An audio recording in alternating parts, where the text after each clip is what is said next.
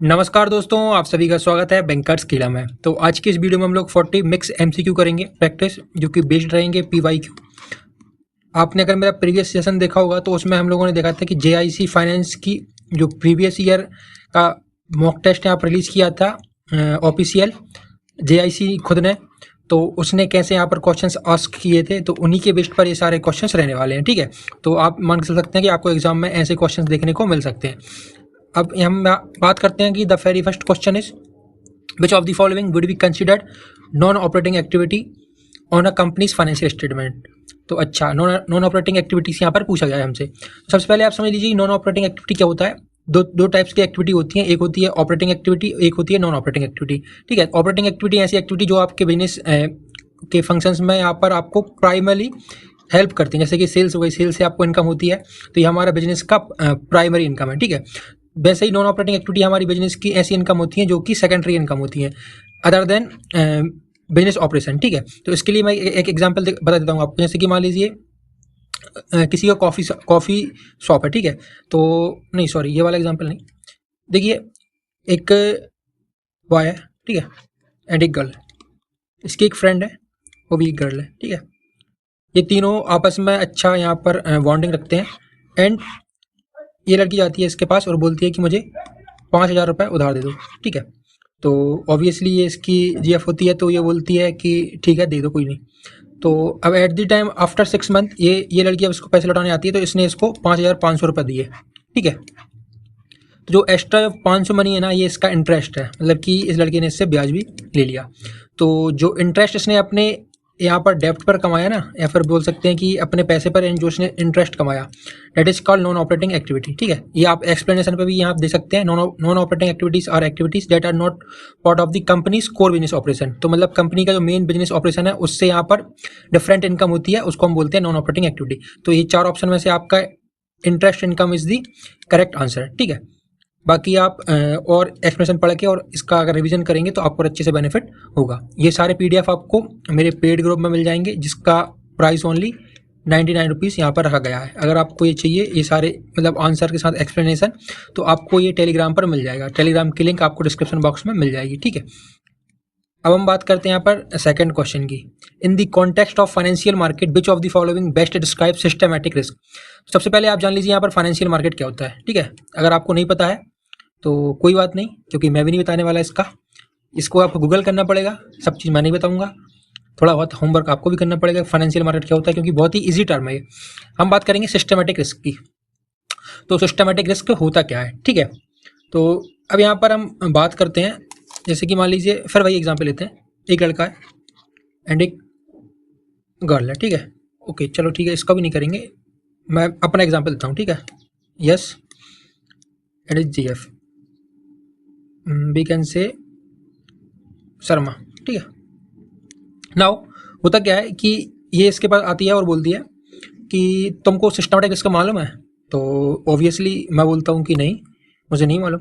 तो ये बोलती है कि, और ये यस जो करता है ना, वो यूट्यूब पर 50 लोगों को NICL फाइनेंस की क्लास बता रहा है। ठीक है, ये बोलती है अगर मैं तुमसे एट अ टाइम यहाँ पर ब्रेकअप करूँ ना, तो तुम्हारे ऊपर जो रिस्क आएगा ना, वो तुम्हारे 50 स्टूडेंट पर भी पड़ेगा, क्योंकि तुम इसके बाद डिप्रेशन में चले जाओगे और अपनी क्लासेस यूट्यूब पर कंटिन्यू नहीं कर पाओगे। तो ऐसे रिस्क जो सारे मार्केट पर अप्लाई होते हैं उसको हम बोलते हैं क्या, सिस्टमेटिक रिस्क। ठीक है, जैसे कि अगर आपको याद हो कोविड के टाइम में हमारा क्या आया था, इकोनॉमिक रिसेशन आया था, जो कि सारी कंपनी पर यहाँ पर इम्पैक्ट हुआ था और सारी कंपनी के सेल्स बिजनेस पूरा यहाँ पर ठप हो गया था, मतलब कि बंद हो गया था। तो ऐसे कुछ रिस्ट्रेंट रहते हैं जो कि सारे मार्केट और सारी इकोनॉमी को यहाँ पर इम्पैक्ट करते हैं, उनको हम बोलते हैं सिस्टमेटिक रिस्क। इससे बचा नहीं जा सकता है। ठीक है, इसको सिर्फ आपको स्ट्रेटजी के साथ टैकल करना पड़ता है, इससे आप स्केप नहीं हो सकते। अब हम बात करते हैं, इसमें एक और रिस्क आता है सिस्टमेटिक रिस्क के साथ अनसिस्टमेटिक रिस्क। तो इसके सामने अगर आप अन लगा देंगे ना, एक मिनट, अन लगा देंगे अनसिस्टमेटिक रिस्क, तो ये क्या होता है, जैसे अगर आपको याद हो यस बैंक या फिर आइडिया का शेयर। ठीक है, इन दोनों के शेयर एट अ टाइम 500 कुछ लगभग थे, बट आफ्टर कोविड ये सिर्फ और सिर्फ 30 या फिर 10 रुपये के रह गए। अब सिस्टमेटिक रिस्क, ये अनसिस्टमेटिक रिस्क ये बोलता है कि आपको मालूम है कि इनके पास ना ही कैश बचा हुआ है, ना ही इनके इन्वेस्टर हैं जो कि कंपनी को आप प्रमोट कर रहे हैं, मतलब बेसिकली कंपनी की जो फाइनेंशियल स्टेबिलिटी है वो यहाँ पर खत्म हो गई है। लेकिन आपका जो शेयर प्राइस है वो 30 और 10 रुपये आपको अभी मिल रहा है, तो आप इसमें सोच रहे हैं कि मैं इनमें अभी पैसा लगाता हूँ, कोई ना कोई इन्वेस्टर इसको आएगा और उठा देगा, तो वापस से इसका शेयर 500 रुपये हो जाएगा। बट ये आपका सिस्टमेटिक रिस्क है, क्योंकि इसमें आप सिर्फ कैलकुलेशन कर रहे हैं on the behalf of hypothesis, ठीक है। और वी कैन से आप यहाँ पर सिर्फ इमेजिनरी कैलकुलेशन कर रहे हैं जिसका कोई लॉजिक नहीं है और जिसकी कोई कैलकुलेटेड यहाँ पर रिटर्न आपको नहीं देखने को मिलेगा। तो अनसिस्टमेटिक रिस्क और सिस्टमेटिक रिस्क आपको आई होप की समझ में आ गया हो।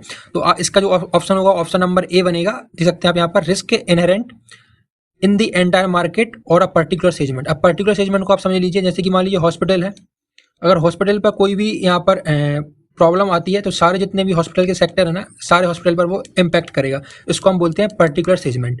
तो इसका जो क्वेश्चन आंसर रहने वाला है वो ए नंबर रहने वाला है। इसकी जो एक्सप्लेनेशन है वो भी आपको देखने को मिल जाएगी। Systematic risk is the risk that affect the entire market, ठीक है। एग्जाम्पल इन्होंने क्या दिया है, इकोनॉमिक रिसेशन। तो अब हम अपने थर्ड क्वेश्चन पर चलते हैं। What is the primary purpose of debt covenants. तो डेट कोवेनेंट्स क्या होते हैं, इसको हम समझते हैं, ठीक है। सबसे पहले आप को इसका एक रियल लाइफ एग्जांपल देता हूँ। जैसे कि मान लीजिए दो फार्मर हैं, ए और बी, दोनों के पास एग्रीकल्चर लैंड है।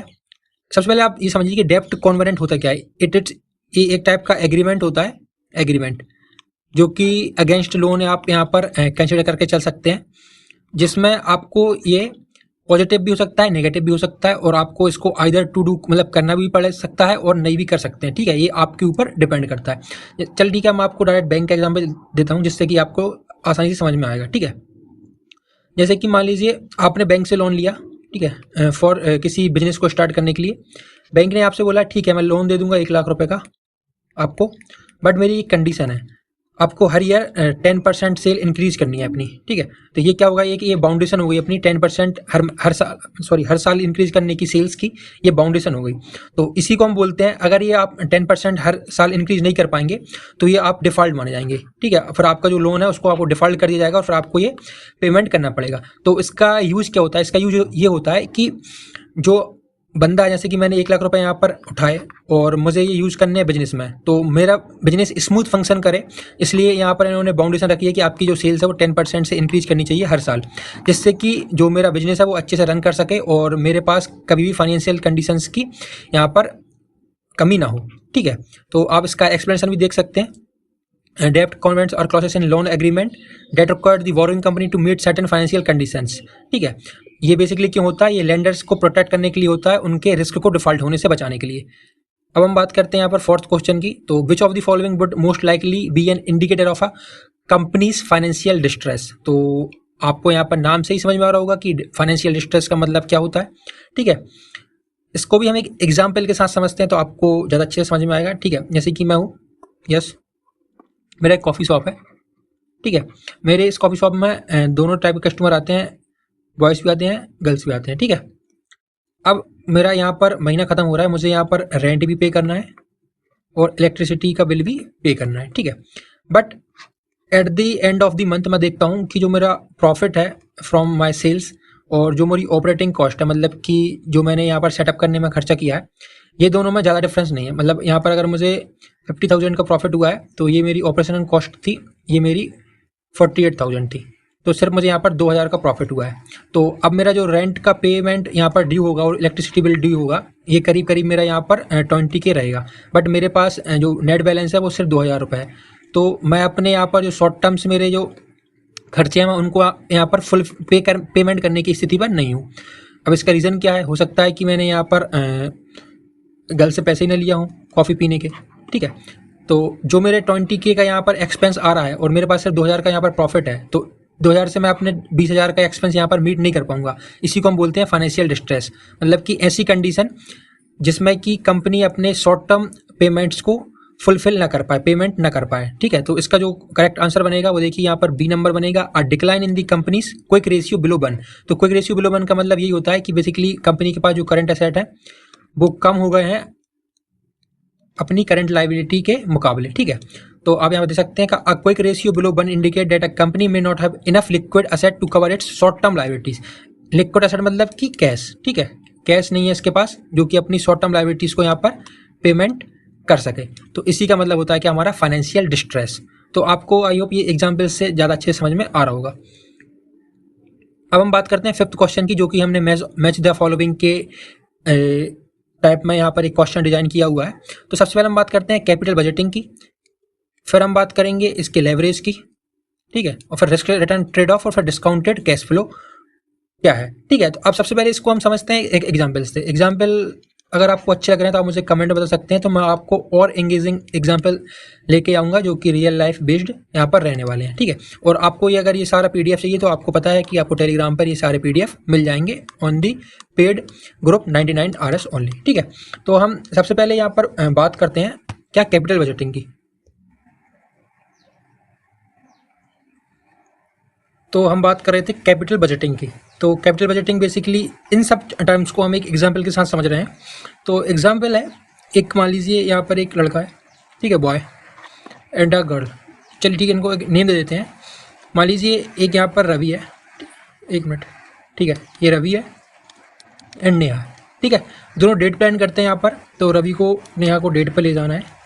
डेट पर ले जाने के लिए इसको क्या क्या चीज़ों की रिक्वायरमेंट रहेगी, ये सबसे पहले अपनी आइडेंटिफाई करेगा कि हमको जाना कहाँ है, मतलब कि प्लेस, ठीक है।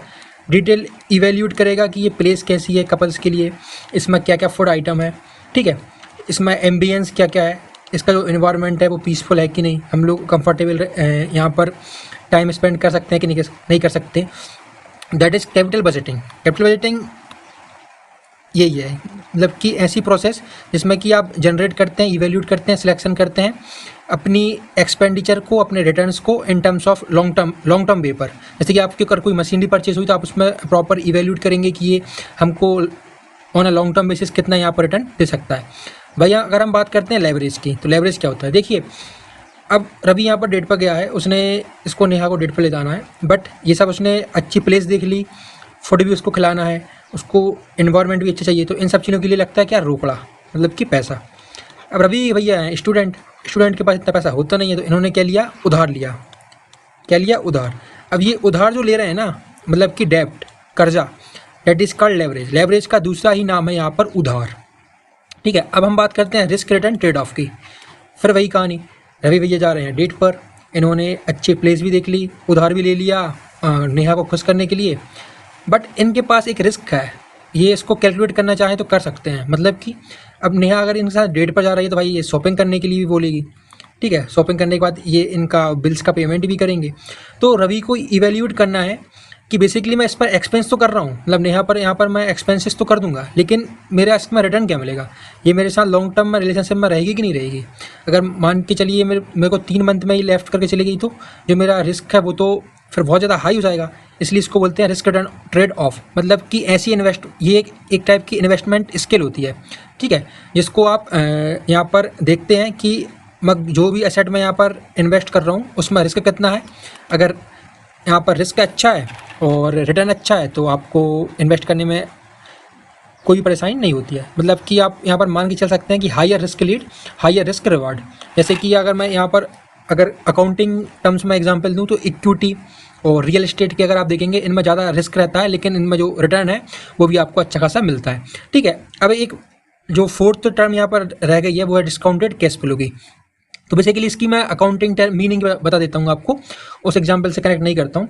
तो ये एक टाइप की मेथड होती है जिसमें कि आपको जो फ्यूचर कैश फ्लो है, मतलब कि आपको फ्यूचर में क्या यहाँ पर मिलना है उसकी प्रेजेंट वैल्यू निकालने के लिए यूज़ होती है, ठीक है। बस आप इतना याद रखिए, जैसे कि आपको फ्यूचर में कोई 100 रुपये दे रहा है, लेकिन ये देगा 1 साल बाद, लेकिन आपको अभी नीड है 100 रुपये की आज, चल ठीक है 100 रुपये तो कम हो जाएंगे, आप 1 लाख से समझिए, ठीक है। 1 लाख आपको 1 साल बाद मिलना है, मतलब कि 2026 में आपको कोई आपका फ्रेंड 1 लाख रुपये देगा, बट आपको 2025 में ये ज़रूरत है, आपको चाहिए एक आईफोन। तो आप इससे बोलेंगे भाई तू मुझे 1 साल बाद 1 लाख रुपये देगा, इससे अच्छा तू मुझे अभी 90,000 रुपये दे दे, 10,000 तू ही रख लेना। This is the present value, मतलब कि जो फ्यूचर कैश की जो प्रेजेंट वैल्यू आपने इसकी जो निकाली वो 90,000 है, ठीक है। अब आप इसके मैच द फॉलोइंग कर सकते हैं। सबसे पहले आएगा आप हमारा, देखिए लेवरेज का मैंने आपको बताया था कि डेप्ट से आप इसको डिनोट कर सकते हैं। तो डेप्ट आपका कहाँ पे है देख सकते हैं आप यहाँ पर, मेजर ऑफ हाउ मच डेप्ट a company is using to its finance its operation. तो बेसिकली सेकंड का आपका यहाँ पर डी बन जाएगा, ठीक है, और सेकंड का डी हमको एक ही ऑप्शन में देखने को मिल रहा है, तो आप ऑप्शन के थ्रू भी यहाँ पर जा सकते हैं। तो जो आपका ऑप्शन रहेगा ऑप्शन नंबर ए रहेगा, और इसकी मैंने एक्सप्लेनेशन भी यहाँ पर डाल के रखी हुई है, देख सकते हैं आप यहाँ पर क्या होता है। Capital budgeting is the process of evaluating और leverage refers to the amount of डेप्ट, ठीक है, लेवरेज का दूसरा नाम ही डेप्ट है, और ये सारी एक्सप्लेनेशन आपको यहाँ पर मिल जाएगी। अब हम बात करते हैं यहाँ पर सिक्स्थ क्वेश्चन की, विच of the following statement best define liquidity risk. ठीक है, लिक्विडिटी रिस्क क्या होता है, आपको उसके बारे में चर्चा करनी है। तो इसका मैं रियल एग्जांपल तो नहीं देने वाला हूँ, और अगर आप बोलोगे तो मैं दे भी सकता हूँ, लेकिन अगर इसको हम फाइनेंशियल टर्म में समझे तो लिक्विडिटी रिस्क ऐसा रिस्क होता है, अगर कंपनी के पास कोई भी करंट एसेट है तो इन करंट एसेट को वो कितने इजीली कन्वर्ट कर सकता है कैश में। ठीक है, तो इसी को हम बोलते हैं लिक्विडिटी रिस्क। अगर इसके पास करंट एसेट अच्छे हैं और ये इजीली कन्वर्ट कर सकता है कैश में अपनी पेमेंट्स को करने में, तो इसको हम बोलते हैं लिक्विडिटी। और लिक्विडिटी अगर आपके पास कम है तो इसको हम बोलेंगे लिक्विडिटी रिस्क। तो इसको एक एग्जाम्पल से भी समझ ही लेते हैं। जैसे कि मान लीजिए आप, ऐसा कि कंपनी में कोई भी स्टॉक खरीदने जाता है लेकिन उसके पास पैसा नहीं है, लिक्विडिटी नहीं है, और उसको लेकिन स्टॉक की ज़रूरत है लेकिन वो खरीद नहीं पा रहा है, इसको हम बोलते हैं लिक्विडिटी रिस्क। तो ये मान लीजिए अपनी किसी भी असेट को यहाँ पर सेल कर सकता है, लेकिन असेट को सेल करने का भी यहाँ पर है, जैसे कि आपके पास मोबाइल है, अगर आपके पास आईफोन है तो इसकी डिमांड ज़्यादा होंगी, इसके ज़्यादा कस्टमर होंगे। वहीं आपके पास कोई कीपैड मोबाइल है तो इसका डिमांड ना के बराबर होगी। तो आपके पास करंट एसेट ऐसा एसेट है मोबाइल जो कि आईफोन, जो कि इजीली कन्वर्ट हो सकता है कैश में। अगर आप इसको आज बेचना चाहें तो आज भी आप इसको बेच के अपना जो न्यू स्टॉक है उसको परचेज कर सकते हैं, लेकिन कीपैड मोबाइल को आप नहीं बेच सकते क्योंकि इसकी डिमांड कम रहेगी, इसमें आपको लिक्विडिटी नहीं मिलेगी। तो बेसिकली ये इसका मतलब है। इसका अगर हम राइट आंसर देखें तो ये ऑप्शन नंबर 1 बनने वाला है, मतलब कि ए, ऐसे रिस्क जो कि company will not be able to meet its short term obligation due to an imbalance of assets and liability. अभी हमने यहाँ पर फाइनेंशियल डिस्ट्रेस भी पढ़ा था और एक लिक्विडिटी रिस्क भी पढ़ा है, तो इन दोनों में आप कंफ्यूज मत होइएगा, इन दोनों को मैंने अच्छे से आपको यहाँ पर समझा दिया है। ठीक है, अब हम अपने नेक्स्ट क्वेश्चन को देखते हैं। Next question is the 7th question, which of the following is an example of synthetic financial instrument. तो सिंथेटिक फाइनेंशियल इंस्ट्रूमेंट ऐसे इंस्ट्रूमेंट होते हैं जो कि टेंजिबल नहीं होते हैं और इनको हम बाय एंड सेल कर सकते हैं in the form of digital form. ठीक है, डिजिटल फॉर्म में आप इनको बाय एंड सेल कर सकते हैं। तो ऐसे कॉन्ट्रैक्ट होते हैं हमारे, बॉन्ड तो नहीं होते क्योंकि बॉन्ड में हम यहाँ पर एग्रीमेंट कर लेते हैं या फिर आपको कुछ भी यहाँ पर सर्टिफिकेट वगैरह प्रोवाइड किया जाता है। तो बॉन्ड सारे सर्टिफिकेट वगैरह यहाँ पर आपको प्रोवाइड किया जाता है, एक नोट रहता है प्रोमिसरी नोट टाइप के। लेकिन यहाँ पर जो फॉरवर्ड कॉन्ट्रैक्ट हैं जो कि शेयर मार्केट में यूज होते हैं बाय एंड सेल करने के लिए, अगर आपको पता हो तो आपने यहाँ पर पुट और कॉल ऑप्शन के बारे में कभी सुना हो तो आपको एक्सपायरी के टाइम पर पुट और कॉल ऑप्शन का बाय एंड सेल करने का यहाँ पर मौका मिलता है। बेसिकली ये सिंथेटिक फाइनेंशियल इंस्ट्रूमेंट में आते हैं जो कि इंटेंजिबल रहते हैं। देखिए, it is not a tangible set but rather a contract to buy और सेल, मतलब कि इंटेंजिबल रहते हैं लेकिन आप इनको सेल और बाय कर सकते हैं फॉर दी फ्यूचर डेट। तो इनको हम बोलते हैं सिंथेटिक फाइनेंशियल इंस्ट्रूमेंट।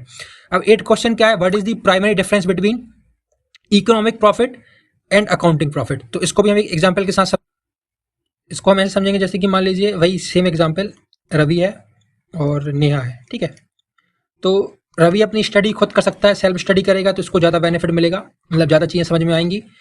अगर किसी अच्छे सर की वीडियो देखेगा तो आपको इसमें जो अंडरस्टैंडेबल है वो ज़्यादा अच्छे समझ में आएगा। लेकिन भाई चीज़ रवि सोचता है कि जो मेरा टाइम यहाँ पर 2 घंटे अगर मैं किसी वीडियो को लेक्चर देने में लगाऊंगा, स्टडी तो मुझे यहाँ पे भी करनी है, लेकिन नेहा को इसको ऑलरेडी नॉलेज है इसी टॉपिक का। ठीक है, इसी टॉपिक का नॉलेज है नेहा को, तो मैं इसके पास जाके समझ लेता हूँ तो ये मुझे स्टडी भी करा देगी और साथ में टाइम स्पेंड भी हो जाएगा। तो आपके पास सिर्फ 2 ही घंटे हैं, तो आपके पास एक अपॉर्चुनिटी है, आप खुद से स्टडी कर लीजिए, और आपके पास एक अपॉर्चुनिटी है कि आप नेहा के साथ पढ़ के टाइम भी स्पेंड कर सकते हैं और स्टडी भी कर सकते हैं। तो आपको क्या लगता है कि दोनों में से कौन सा इफेक्टिव भी रहेगा? अगर रवि खुद से स्टडी करेगा तो इसमें इसको ज़्यादा चीज़ें समझ में आएंगी और इसमें ज़्यादा इसको प्रॉफिट मतलब कि बेनिफिट होगा। वही चीज़ अगर ये नेहा के साथ स्टडी करेगा तो इसमें इसको डिस्ट्रैक्शन होगा और टाइम भी ज़्यादा लगेगा और इसमें ज़्यादा चीज़ें समझ में भी नहीं आएंगी। तो जिसमें ज़्यादा हमको प्रॉफिट मिलता है उसको हम बोलते हैं अकाउंटिंग प्रॉफिट, और जो हमारे पास एक ऑप्शन है उसमें भी हमको यहाँ पर बेनिफिट मिलते हैं, मतलब कि प्रॉफिट तो इसमें भी होगा, आपको यहाँ पर मिलना भी हो जाएगा, मतलब कि टाइम स्पेंड भी हो जाएगा और आप यहाँ पर स्टडी भी कर लेंगे साथ साथ। लेकिन यहाँ पर दोनों चीज़ अच्छे से नहीं हो पाएंगी, या फिर आप मिल ही लीजिए या फिर आप स्टडी ही कर लीजिए।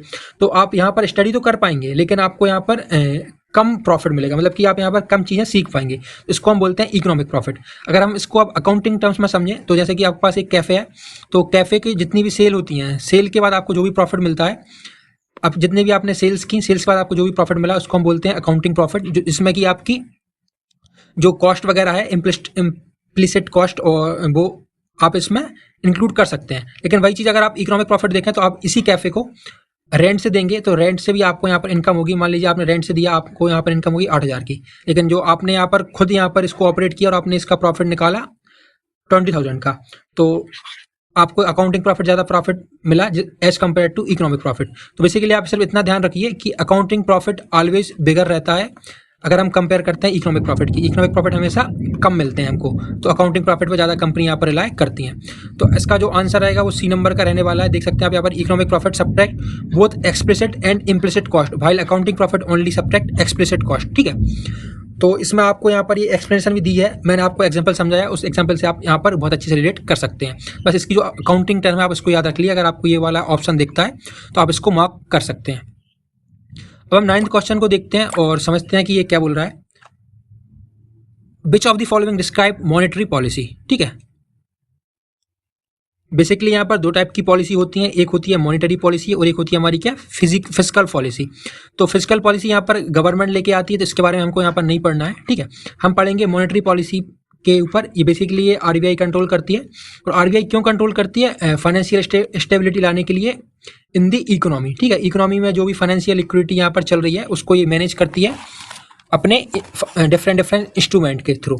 तो इसका अगर हम एक रियल लाइफ एग्जाम्पल देखें तो आपके घर में अपने डैडी रहते हैं, मतलब कि पापा रहते हैं, ये आपको इतना ही पैसा देते हैं या फिर आपके जो भी ट्रांजैक्शन है उनको मॉनिटर करते हैं कि आप कहीं फिजूल खर्च तो नहीं कर रहे हैं, मतलब आपके पास जो जितना भी जो सप्लाई ऑफ मनी है वो कहीं एक्सेस तो नहीं है, कहीं आप ज़्यादा पैसा लेकर अपनी जीएफ को घुमाने तो नहीं ले जा रहे हैं।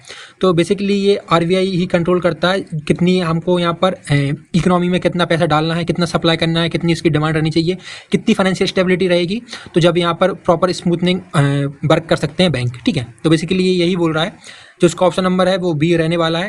देख सकते हैं यहाँ पर measures used by central bank. Central bank से आप ये मत समझिए कि जो सेंट्रल बैंक ऑफ इंडिया वो नहीं, RBI is the apex bank of all bank, तो इसको हम यहाँ पर सेंट्रल बैंक भी बोलते हैं, जो कि सबका यहाँ पर हेड है।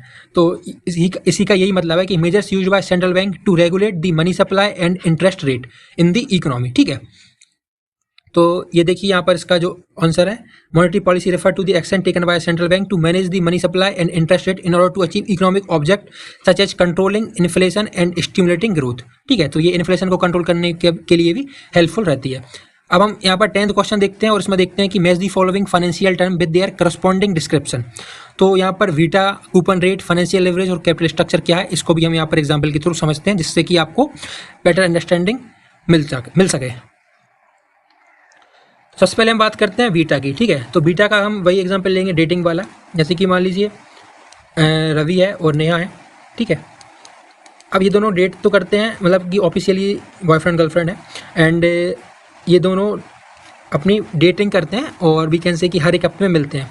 तो बीटा का मतलब है सेकेंड, इसका अगर हम टर्म समझे तो इसका मतलब है एवरेज, मतलब कि हाउ कंसिस्टेंटली रवि अपनी जीएफ को, मतलब कि नेहा को ले जाता है डेटिंग में, तो इसका जो एवरेज है वो क्या रहने वाला है। तो इसी को हम अगर फाइनेंशियल टर्म से समझें कि जितने भी आपके स्टॉक हैं, एसेट हैं, आप उनको मेज़र करते हैं ओवरऑल मार्केट में कि ये हर मतलब ईयरली आपको कैसा परफॉर्मेंस दे रहे हैं, इनका ईयरली जो रिटर्न है इन टर्म्स ऑफ इनकम वो आपको यहाँ पर कितना मिल रहा है। आप इसको एक टाइम से ऐसा भी समझ सकते हैं, आप क्रिकेट से रिलेट करके देखिए, क्रिकेट में एवरेज होता है, मतलब कि अगर विराट कोहली बैटिंग करने आएगा तो हर मैच में कितना यहाँ पर एवरेज रन यहाँ पर स्कोर करेगा। तो बेसिकली हम इसको डिनोट करते हैं बीटा से, बीटा का मतलब होता है एवरेज, और इसको हम देखते हैं कि आपके जो स्टॉक वगैरह हैं वो कैसे परफॉर्म कर रहे हैं इन ओवरऑल मार्केट। अब बात करते हैं कूपन रेट की। तो कूपन रेट एक टाइप का इंटरेस्ट रेट है जो कि आपको फेस वैल्यू पर मिलता है। जैसे कि अगर आपने मान लीजिए 1 लाख रुपये यहाँ पर किसी कंपनी को दिए, तो आपको ये कूपन रेट मतलब कि 10% के हिसाब से 1,10,000 रुपये वापस करेगा 1 साल के अंदर। ठीक है, अब हम बात करते हैं फाइनेंशियल लेवरेज की। तो फाइनेंशियल लेवरेज क्या होता है? देखिए, लेवरेज का मतलब ही डेप्ट है। मैंने आपको प्रीवियस वीडियो में, मतलब प्रीवियस क्वेश्चन में बताया था कि अगर आपको कहीं भी लेवरेज देखे तो उसका मतलब होता है डेप्ट। तो फाइनेंशियल लेवरेज क्या, अगर इसमें फाइनेंशियल और जुड़ जाए तो फाइनेंशियल लेवरेज का क्या मतलब होगा? बेसिकली ये ऐसा फंड होगा जो को आप बोरो करते हैं। ठीक है, बोरो करते हैं, किसी पब्लिक से कर सकते हैं, आप इसको किसी इन्वेस्टर से कर सकते हैं, टू रेज कंपनीज इक्विटी, मतलब कि आपको कंपनी में इक्विटी यहाँ पर रेज करनी है, आपको अपने मार्केट में अपना आईपीओ लेके आना है। ठीक है, मार्केट में आईपीओ लेके आना है, लेकिन आपके पास यहाँ पर कंपनी को चलाने के लिए कैश नहीं है, तो आप ये कैश को किसी से उधार ले सकते हैं। ठीक है, उधार ले सकते हैं, लेकिन IPO is the different thing. आप उधार ले सकते हैं किसी इन्वेस्टर से, जो कि इसका नाम रहेगा फाइनेंशियल लेवरेज। ठीक है, तो बेसिकली हम इसको देख सकते हैं, जो थर्ड ऑप्शन है वो हमारा डायरेक्ट सी से यहाँ पर मैच कर रहा है, the use of borrowed fund to amplify returns on equity. ठीक है, इक्विटी को हम यहाँ पर रिटर्न बढ़ाने के लिए अपना लेवरेज का यहाँ पर यूज़ करते हैं। वो आईपीओ वाला जो एग्जाम्पल था वो थोड़ा सा रॉन्ग हो गया था। इसमें बेसिकली आप यहाँ पर उधार तो लेते हैं, लेकिन उधार किस लिए लेते हैं? अपनी रिटर्न्स को यहाँ पर इंप्रूव करने के लिए। अब कैपिटल स्ट्रक्चर का यहाँ पर एग्जाम्पल आता है। कैपिटल स्ट्रक्चर क्या होता है? तो कैपिटल स्ट्रक्चर ऐसे long term source of fund जो कि आप बोरो तो करते हैं लेकिन ये लॉन्ग टर्म के लिए रहता है। देख सकते हैं आप यहाँ पर मिक्स ऑफ डेप्ट एंड इक्विटी। तो इसमें दो टाइप के यहाँ पर सोर्स ऑफ फंड यहाँ पर रह सकते हैं। एक होता है आपका उधार, आप इसमें डेप्ट भी जनरेट कर सकते हैं, और एक आपका होता है इक्विटी, मतलब कि आप यहाँ पर मार्केट से भी पैसा रेज कर सकते हैं थ्रू पब्लिक। आप इसमें अगर आईपीओ लेके आएंगे तो आपको इसमें पैसा मिलेगा इन टर्म्स ऑफ इक्विटी के बदले। तो जो कैपिटल स्ट्रक्चर का है, आप इसमें ये याद रखिए कि ये एक टाइप का रेशियो होता है किन किन के बीच में, डेप्ट के बीच में और इक्विटी के बीच में, कि कंपनी ने कितना डेप्ट यहाँ पर लेके रखा हुआ है और कितनी इक्विटी कंपनी के पास है। ठीक है, तो जो 4th नंबर का ऑप्शन है वो डी के साथ मैच करेगा, और जो आपका करेक्ट आंसर बनेगा वो ऑप्शन नंबर ए बनेगा। ठीक है, तो फिर आप इसको मिला लीजिए और आप ये सारी एक्सप्लेनेशन पढ़ सकते हैं। ये आपको जो भी पीडीएफ अगर आपको चाहिए तो पीडीएफ आपको यहाँ पर टेलीग्राम पर मिल जाएगा मेरे पेड चैनल पर, जो कि 99 RSS की प्राइस रहने वाली है। ठीक है, अब हम बात करते हैं यहाँ पर विच of the following is an example of counter party risk. तो काउंटर पार्टी रिस्क क्या होता है, तो इसको भी हम एक एग्जाम्पल के साथ समझते हैं। फॉर एग्जाम्पल वही केस अपना रवि और नेहा वाला, रवि है और नेहा है। अब रवि पूछता है कि नेहा से कि काउंटर पार्टी रिस्क क्या होता है, तो नेहा उसको मुस्कुराते हुए बोलती है कि तुमको नहीं पता, मैं हर बार तुम्हारे साथ काउंटर पार्टी रिस्क खेलती हूँ। तो रवि ने बोला कैसा, मुझे तो मालूम ही नहीं था कि तुम मेरे साथ ये वाला रिस्क भी करती हो। तो इसका बेसिकली ये मतलब होता है कि रवि मुस्कुराते हुए बोलता है, सॉरी नेहा बोलती है कि जो मैं तुमसे प्रॉमिस करती हूँ कि हम यहाँ चलेंगे, आज ये वाली मूवी देखेंगे, और मैं इनको तोड़ देती हूँ। ठीक है, जो प्रॉमिस किया हुआ बात मैं तोड़ देती हूँ, मतलब कि बेसिकली जो मैंने कमिटमेंट्स की होती हैं तुम्हारे साथ में, उनको मैं पूरा नहीं करती हूँ। इसको आप बोलते हैं काउंटर पार्टी रिस्क। मतलब कि ऐसे रिस्क जो कि आपकी जो सेकंड पार्टी है वो आपको यहाँ पर बड़े बड़े वादे करेगी, आपको प्रोमिस करेगी, आपको कमिटमेंट देगी कि हम यहाँ पर साथ में मिलकर काम करेंगे, बट एट द टाइम ये आपको कोई भी कमिटमेंट आपकी पूरी नहीं करती है, आपकी जो प्रोमिस हैं उनको तोड़ देती है। तो ऐसे रिस्क को आप इवेल्यूट करते हैं, उसको हम बोलते हैं काउंटर पार्टी रिस्क। ठीक है, ये देख सकते हैं आप यहाँ पर, counterparty risk is the risk that the other party in financial transaction such as a derivative contract will not fulfil its obligation. ठीक है, तो ये अपने जो भी ऑब्लिगेशन है उसको फुलफिल नहीं करती है इन टर्म्स ऑफ फाइनेंशियल ट्रांजैक्शन। जो इसका आंसर रहने वाला है वो बी रहने वाला है, risk that a financial institute will default on its obligation in a derivative transaction, और we can say financial transaction. अब हमारा 12th क्वेश्चन है, which of the following is an indication that a company has a high level of operational risk. तो operational risk क्या होता है, इसको हम एक एग्जाम्पल के साथ समझते हैं तो आपको ज़्यादा अच्छे से समझ में आएगा। इसको हम रवि और नेहा के एग्जाम्पल के साथ नहीं समझेंगे, नहीं तो आप बोलेंगे भाई कि आप पढ़ाने से ज़्यादा तो हमको केमिस्ट्री समझा रहे हैं, मतलब कि लव केमिस्ट्री। तो सबसे पहले हम बात करते हैं ऑपरेशनल रिस्क की, तो इसको हम समझते हैं बैंक से। तो बैंक का मेन फंक्शन क्या होता है, आप सभी को पता है कि ये पब्लिक से डिपॉजिट यहाँ पर लेती है, मतलब कि पब्लिक से यहाँ पर पैसा जमा करवाती है, और इसी डिपॉजिट से ये सारी पब्लिक को लोन यहाँ पर प्रोवाइड कराती है। ठीक है, तो बेसिकली यही गेम होता है ना, मतलब कि पब्लिक से यहाँ पर पैसा डिपॉजिट करके फिर कहीं भी ये लोन डिस्ट्रीब्यूट कर देती है। तो अब ऑपरेशनल रिस्क ऐसा रिस्क होता है, इसकी अगर मान लीजिए कोई इंटरनल प्रोसेस में फेल हो गया, कोई सिस्टम फेलियर हो गया, कोई सॉफ्टवेयर में गड़बड़ी आ गई, तो एक यहाँ पर बंदा आता है अपना, फिर से रवि। ठीक है, रवि जाता है बैंक, इसको अपनी गर्लफ्रेंड को शॉपिंग कराना है। तो रवि गया बैंक और इसने यहाँ पर निकाले कितने, 50,000 रुपये। इसने बैंक को दिया, एक पर्ची लिखी, मतलब सॉरी वो भरते हैं ना ड्रॉ करने के लिए पर्ची, विड्रॉ करने के लिए, उसने ये पूरी पर्ची यहाँ पर फिल की और बैंक से बोला मुझे 50,000 रुपये कैश चाहिए। तो बैंक ने यहाँ पर कुछ भी ट्रांजैक्शन किए, लेकिन उसमें सिस्टम फेल्योर का ट्रांजैक्शन आ गया, तो रवि को यहाँ पर पैसे नहीं मिल पाए। तो it's a example of a operational risk, मतलब कि यहाँ पर बैंक जो है वो यहाँ पर अपने जो वर्क है उसको कंप्लीट नहीं कर पाई एट अ टाइम। ठीक है, तो यहाँ पर बेसिकली रवि का यहाँ पर पैसा डिपॉजिट था, तो अगर रवि यहाँ पर पैसा बैंक से मांग रहा है तो बैंक को यहाँ पर इसको देना चाहिए, लेकिन due to internal process failure और सिस्टम फेलियर और वी कैन से कि कोई सॉफ्टवेयर में गड़बड़ी आई, जिसके कारण बैंक रवि को यहाँ पर पैसे पेमेंट नहीं कर पाया, तो इसको हम बोलते हैं ऑपरेशनल रिस्क। मतलब कि ऐसे रिस्क जिसमें आप वर्क नहीं कर सकते लेकिन आपके पास चीज़ें रहती हैं। ठीक है, तो ये कौन कौन सी चीज़ों से आपको यहाँ पर अफेक्ट हो सकता है, एक हो सकता है आपका इंटरनल प्रोसेस के साथ कोई पीपल कन्फ्लिक्ट हो सकती है, आपका सिस्टम फेलियर हो सकता है। तो जो उसका करेक्ट आंसर रहने वाला है वो आपका बनेगा answer number C, the company depends heavily on a single supplier for a key product. मतलब कि अभी मैंने आपको बैंक का समझाया था, अगर हम इसी टर्म में अगर कंपनी के प्रोस्पेक्टिव से समझें तो कंपनी यहाँ पर स्टॉक परचेज करती है, सिर्फ अगर एक ही वेंडर से परचेज करेगी तो इसमें ज़्यादा ऑपरेशनल रिस्क रहेगा। अगर ये वेंडर इसको स्टॉक देने से मना कर देगा तो कंपनी फिर कहीं भी अपना जो प्रॉपर गुड्स प्रोड्यूस नहीं कर पाएगी। अगर यही कंपनी स्टॉक 2-3 वेंडर से परचेस करती है, जैसे कि ए से भी कर लिया, बी से भी कर लिया, सी से भी कर लिया। जो इसको स्टॉक है अगर ए देने से मना कर देता है तो बी से ये ले सकती है, ठीक है। अब हम बात करते हैं 13 क्वेश्चन की। तो in the context of capital budgeting the net present value method assumes which of the following, ठीक है। तो net present value capital budgeting में क्या करती है? कैपिटल बजटिंग मैंने आपको बता दिया था कि कैपिटल बजटिंग क्या होता है, मतलब ऊपर वाले ऑप्शंस में। तो बेसिकली हम इस मेथड की बात करेंगे, नेट प्रेजेंट वैल्यू मेथड की। ये ऐसी मेथड होती है जो कि आपके फ्यूचर प्रोजेक्ट का वैल्यू निकालती है कि प्रेजेंट में इसकी क्या वैल्यू रहने वाली है। वही मैंने एग्जांपल दिया था जो कैश डिस्काउंट फ्लो मेथड का था कि आप फ्यूचर में क्या इन्वेस्ट करेंगे, सॉरी आप अभी क्या इन्वेस्ट करेंगे और उसका फ्यूचर में क्या रिटर्न रहने वाला है, ठीक है। तो उसको हम बोलते हैं नेट प्रेजेंट वैल्यू मेथड। आप इसको ऐसे समझ सकते हैं कि अगर आप कहीं शॉपिंग करने जाते हैं फ्यूचर में, या फिर आप इसका प्लान करेंगे कि दिवाली आएगी तो मैं दिवाली में शॉपिंग करूंगा, वेरियस टाइप्स ऑफ क्लोथ खरीदूंगा, नया मोबाइल खरीदूंगा, लेकिन आपके पास जो अभी बजट है आप उसको उसके अकॉर्डिंग प्लान बना रहे हैं, लेकिन हो सकता है कि फ्यूचर में आपका जो बजट है वो कम हो जाए, ज़्यादा हो जाए।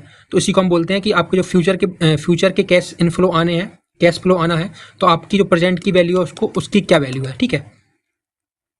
अब 14 क्वेश्चन क्या है, देखिए ये तो मतलब मैं ज़्यादा एग्जांपल दे रहा हूँ इसलिए यहाँ पर वीडियो थोड़ी लंबी हो रही है, तो इनको हम इसी तक एंड करते हैं, 13 क्वेश्चन तक ही इसको हम रखते हैं। अगर आपको वीडियो अच्छी लगी है तो अगर मेरे पास इनफ कमेंट आएंगे कि ठीक है आप एग्जाम्पल को इंक्लूड करिए और समझाइए, या फिर आप डायरेक्ट ऑप्शंस यहाँ पर रीड कीजिए और डायरेक्ट आप वीडियो को आगे बढ़ाइए। तो हम दोनों टाइप के यहाँ पर कर सकते हैं। आपको बताना है कि कमेंट में कि मुझे एग्जांपल देने चाहिए या फिर मुझे ऑप्शन को रीड करके डायरेक्ट सिंपली यहाँ पर आगे बढ़ जाना चाहिए, ठीक है। अगर आप फाइनेंस की तैयारी कर रहे हैं और अगर आपने यहाँ पर कुछ ही परचेज नहीं किया है तो आप देख सकते हैं, ये हमारा फोल्डर है NICL AO फाइनेंस का, जिसमें कि हमने टॉपिक वाइज सारे MCQ और थ्योरी यहाँ पर रखी हुई है। सबसे पहले आपको सिलेबस देखने को मिलेगा, फिर ये topic wise theory plus MCQ है। फिर आप यहाँ पर ऑडिटिंग में आएंगे तो ऑडिटिंग में आपको यहाँ पर थ्योरी मिलेगी, थ्योरी में आपको दिखा देता हूँ। उसके बाद आपको प्रॉपर MCQ देखने को मिलेंगे, ठीक है। तो ये सब आपको देखने को मिलेंगे मात्र 99 रुपीज़ में। अगर आपने ये परचेस नहीं किया है तो आप ये परचेस कर सकते हैं, ठीक है। 99 रुपीज़ में आपको इसमें MCQ भी मिलेंगे टॉपिक वाइज, और फिर टॉपिक वाइज MCQ के साथ साथ आपको यहाँ पर लास्ट में मिक्स क्वेश्चन प्रैक्टिस करने का भी यहाँ पर मिलेगा, ठीक है। और जो मेरी यूट्यूब की जो PDF रहेंगी MCQ की, वो भी आपको इसी टेलीग्राम के पेड चैनल में देखने को मिल जाएंगी। ये सब इंक्लूड रहेगा सिर्फ और सिर्फ 99 रुपीज़ में, ठीक है। तो अब हम इसको वाइंड अप करते हैं। Thank you.